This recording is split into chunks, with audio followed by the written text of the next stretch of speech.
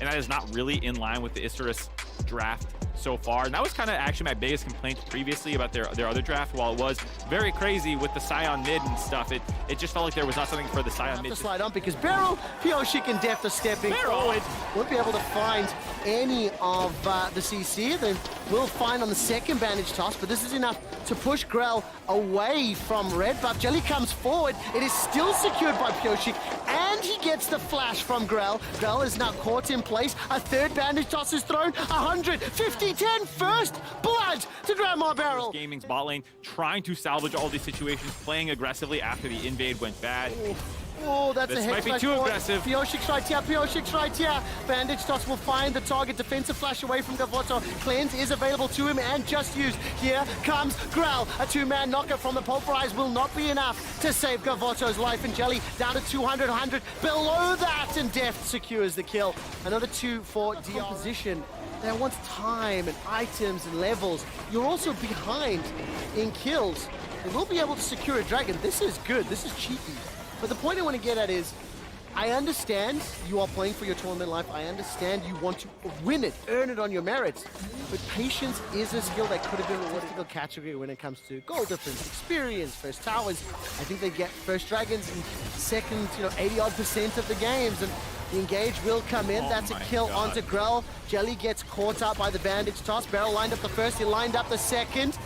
No access. In knockout, they're both ready to go. And theoretically, arguably as well, some small advantages to hiding how an individual player plays an individual champion to some degree, as well as allowing that jungler to pay attention, watch closely some of their opponents.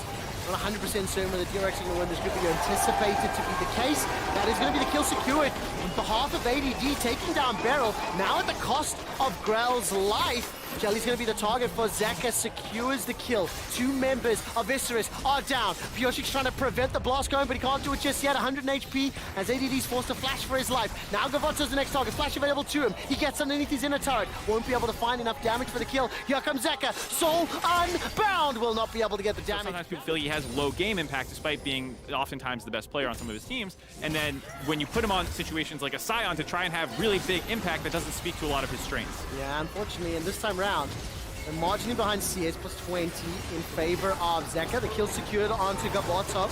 This was trying to turn this one around. Emperor's Divide is on cooldown. The re-engage from Zeka finds it. Jelly's got no unbreakable will available to him, so he drops to 3 members secured. Zeka's going to step backwards. That Fate unsealed on cooldown as well. The tower's being focused, the plates are being focused, and in what is 3-4 minutes, it's gone from 2,000 gold to nearly 6,000. Actually, just over 6,000. Turret plates just dropped it right before they got that charge off. Unlucky for DRX there, but still another skirmish going heavily in their favor. The fact that they got Seiya's ultimate out in the mid lane prior on that dive where he had to save himself with it meant that when he went flying in to cover that play, he did not have it available. Beryl also had a nicely timed ult right as Seiya started shuffling in to find that kill. Here, ADD getting a little aggressive. He's actually going to win this. Get it! The healing from Silas brought him right back in. Zeka's chasing, hunting, kill the bird, and he does for the solo in this middle lane. Off the reset, Zeka TP's back in, finds the solo kill with the extra influx of gold, up to 5-0-1 now. This leaning you away from my quick stats quiz. How many? No, I mean, look, there's another solo kill. We gotta talk about this one. Hey, now look, Zeka's gonna die for that too. He will die indeed. We need to talk about this. We need to talk about this. 6,500 gold up. They were able to secure themselves one of those Cloud Drakes, which is what I've been trying to get you to predict it. DRX going to look for another tower. They've got 3. 2 in the middle lane, 1 in the bottom lane, looking to take another. This will be the 4th secured. I'll tell you what, I'll ask one quick set question, and then I'm going to let it go and move on.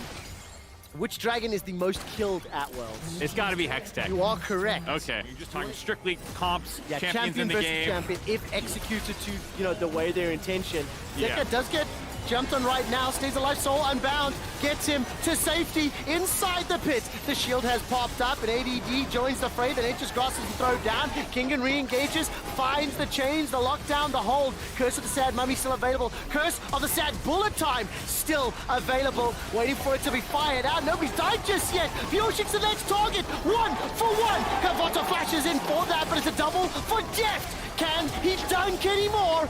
2 more secured for DRX, and Gavoto's providing frontline to make sure that Seiya is safe. And now Obviously, DRX wants to finish off the Rift Herald, but that keeps him around, so you get this flash re-engage here. Gavoto for Gavoto to kill, but he had already backed out. Yeah, Gavoto 1.2. He's just been jumped on so often this game. 10,000 gold.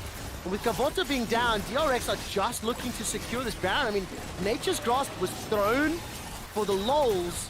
Doesn't get followed up. There's no AD carry. They really want the damage for Aphelios. And with that Baron buff now, DRX can continue to play. They can even look to play the side lanes. And there is going to be a setup. The bullet time is firing over Saya. Forced to flash to safety. Stays alive thanks to the heal for now. And actually escapes. But for how long? The bounce! Double up! Deft manages to make it work. The hijacked Nature's Grasp does more than what ADD could do in the pit. And DRX are looking to shut the coffin on ISG's worlds. DRX respond to the play in the mid lane from Isurus. Barrel again with the quick ultimate, locking up Saya for the bullet time. And from there was an easy chase down, finding all those kills, dropping Shelly in the mid lane with Baron. Trevor, I'm smelling a dancing Herald. No ways, no ways, no ways! Will the Rift Herald dance? Charge is coming in, 3,000. Shelly and Gavoto stepping forward. Shelly Protect is Shelly. running low, 1,000, 700, Don't do it, Grell. 400. Don't you- Shelly Oh. dies! Shelly dies! So do the playoff hopes for Isurus. DRX are hunting. Picking up sharks where they can. Kingen is trying to keep Deft up as well. Stepping for the Nexus is being focused by Beryl. The sad mummy head-butting away. As all of a sudden, that's a Deft going golden thanks to the Hourglass. Baron Empowered Min is doing work. Another for Kingen. At this point, it's bullying. They're dead already. As Isurus Gaming are eliminated from playoffs.